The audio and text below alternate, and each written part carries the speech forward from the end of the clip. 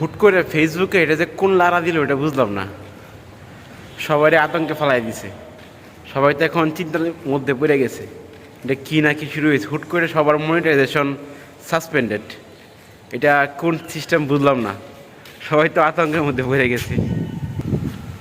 মূলত এটা হওয়ার রিজন কি এটা কিন্তু এখনও বলা যাচ্ছে না, এমনটা কেন হয়েছে, হয়তো বা কোনো কারিগরি ত্রুটির জন্য হইতে পারে বা কোনো মান উন্নয়ন সেবার জন্য হইতে পারে, কিন্তু এটা তো একটা ভয়ানক বিষয় হয়ে গেছে।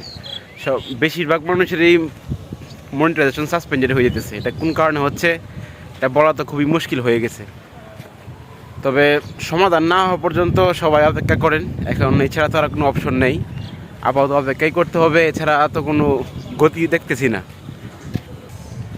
আপাতত কিছুদিন অপেক্ষা করেন, দু একদিন 3-4 দিন, দেখা যায় ফেসবুক কর্তৃপক্ষ কী করে না করে, তখন বোঝা যাবে বা একটা রেজাল্ট তো অবশ্যই আসবে। যদি এটা ঠিক নাও হয়, হ্যাঁ, এটা আর্নিং ইস্যু দিয়ে যেহেতু এটা বন্ধ করে ফেলছে, এখন তো এটা ঠিক না হওয়া পর্যন্ত বলা যাচ্ছে না কিছুই।